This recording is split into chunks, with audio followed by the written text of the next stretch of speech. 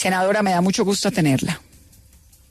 Vanessa, un saludo especial para ti y para todos los oyentes. Gracias por estar aquí. ¿Cuáles son esos vicios en el trámite legislativo de la reforma pensional que la están haciendo tambalear de esa manera? Pues Vanessa, yo creo que aquí lo primero es que uno tiene que explicar de dónde viene todo el litigio estratégico que hemos venido haciendo.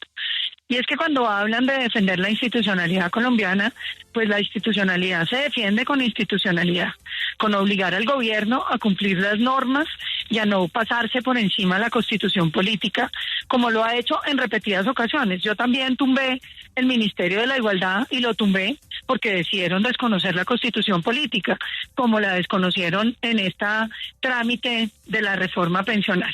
¿Qué pasó? La Constitución ordena que haya 4 debates. Hubo 3, porque cuando llegó a la Cámara de Representantes, a la plenaria de la Cámara de Representantes, lo que terminó pasando fue que hubo 1 hora de debate y a la hora decidieron votar ilegalmente una suficiente ilustración. Y la gente entonces ya no pudo sino, le ordenaron votar para coger el texto de Senado. 700 proposiciones radicadas, toda la gente pidiendo discutir los temas que eran positivos, negativos, los que se querían cambiar, y simplemente la mesa directiva no dejó que nadie pudiera discutir nada. Eso evidentemente vulnera los derechos de los congresistas, de la democracia, y vulnera la Constitución. Yo creo que la reforma se tiene que caer. Eso es lo que supuestamente tendría que ocurrir, que la reforma se caiga. Pero ¿dónde está ese trámite? Se lo entiendo, doctora Valencia, pero ¿dónde está el vicio de trámite? Es decir, ¿dónde estuvo la falla que argumenta, o que es el argumento principal del magistrado Jorge Enrique Ibáñez, para que la ponencia sea negativa en la revisión de esta reforma? Yo la ponencia del magistrado Ibáñez no la conozco porque todavía no ha salido a la luz pública. Yo la información que tengo es la que circula en los medios de comunicación. El argumento que yo invoqué fue el derecho de los congresistas a discutir la reforma. Que no hubo ese tercer debate porque no dejaron discutir. Había más de 700 proposiciones radicadas y no dejaron discutir ninguna de las proposiciones que la gente había radicado. Las voces de la oposición, las voces de independientes querían discutir, poder presentar modificaciones y no dejaron. Simplemente podían votar si acogían el texto de Senado o no. Ilegalmente, porque es que además había tiempo para discutir esos temas.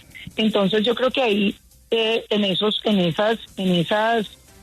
argumentos estará basado el magistrado Ibáñez, porque es que evidentemente aquí se violentó la Constitución. Es decir, que lo suyo tiene que ver con la forma y no con el fondo de la reforma, ¿no? Sí, porque es que digamos que los argumentos fuertes de fondo, que eran el excesivo costo que iba a tener para muchos colombianos, en especial los jóvenes, pues yo no lo podía sacar porque yo no tengo los modelos macroeconómicos para correr. Entonces, Vanessa, a mí me pareció que lo lógico era que yo defendiera lo que habíamos visto nosotros y de lo que éramos testigos nosotros, que eran los vicios de forma en la discusión del Congreso.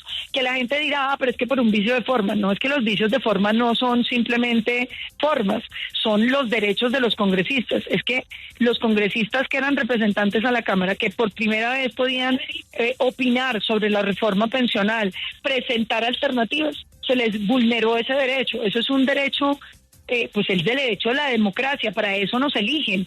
Ese es el sentido de tener un Congreso, que usted no lo dejen participar en el debate de una norma porque a la mesa directiva no le parece. Es un vicio sumamente grave.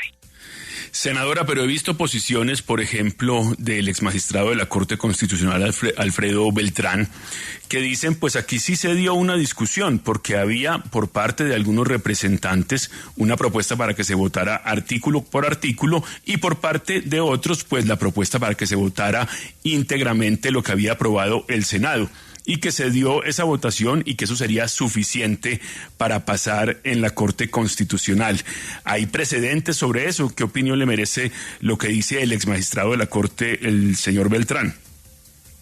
Pues yo respeto la opinión del doctor Beltrán, pero no creo que sea así. De hecho, cuando quisieron hacer ese tipo de cosas bastante atrabiliarias en el Congreso, de no dejar participar, pues la única vez que se ha hecho, hicieron una modificación que se llamó el Fast Track, que permitió que el gobierno del presidente Santos, eliminara la discusión de todas las proposiciones que no tenían aval del gobierno, sin siquiera dejarlo a uno hablar.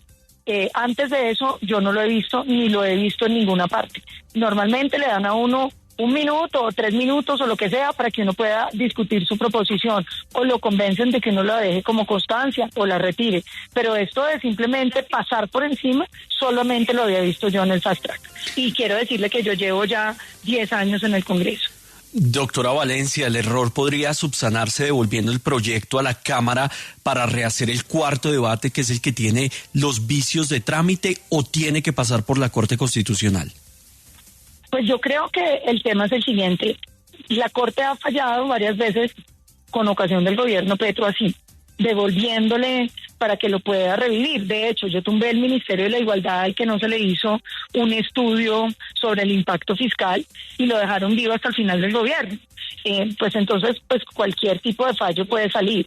Pero a mí sí me parece que es muy grave, porque es que cuando uno está discutiendo una ley, los tiempos de la ley, es decir, que se tramite en el término que le establece la ley, es muy importante, y es la herramienta que tiene la oposición para hundir los proyectos. Y me explico. Cuando a nosotros no nos gusta un proyecto y no tenemos suficientes votos para hundirlo, pues lo que se hace son las prácticas típicas del Congreso de dilación, desbaratar quórums, intervenir muchas veces, presentar más proposiciones, volver a desbaratar quórum, para lograr que el tiempo vaya pasando y el proyecto entonces no logre pasar por tiempos. Entonces, cuando dicen que simplemente se repite el último debate, dejan a la oposición sin una herramienta fundamental para el debate legislativo, que es presionar los tiempos.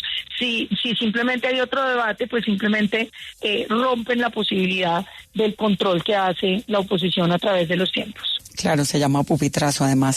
Senadora, gracias por estar aquí con nosotros. Vanessa, yo simplemente quiero decir algo que me parece bien importante, y es que Gustavo Bolívar anda diciendo que es que ahora los ancianos no van a recibir el subsidio del adulto mayor porque se cae la reforma pensional. Eso es absolutamente falso. Antes de la reforma pensional, ahorita se está pagando el subsidio del adulto mayor, y se está pagando sin la reforma pensional, porque el subsidio del adulto mayor es una creación de la ley 100, y de hecho se puede subir a los 220,000 pesos, porque durante el gobierno Duque, el Centro Democrático sacó una ley que decía que el subsidio del adulto mayor tenía que llegar a los niveles de pobreza monetaria, que son los 220,000 pesos. Entonces yo sí creo que es muy importante que este debate se haga con transparencia y sin mentirle a los colombianos. No es verdad que se toque el subsidio del adulto mayor si se cae la reforma pensional. No tiene nada que ver, ahí estoy totalmente de acuerdo con usted. En Colombia el adulto mayor, que está ligado a unas condiciones económicas, tiene su subsidio, y eso no tiene nada, absolutamente nada que ver con la reforma pensional. También estoy de acuerdo con que hay que hacer política sin mentirle a la gente. Gracias, senadora. Muchísimas gracias a ustedes. Un gran abrazo para todos.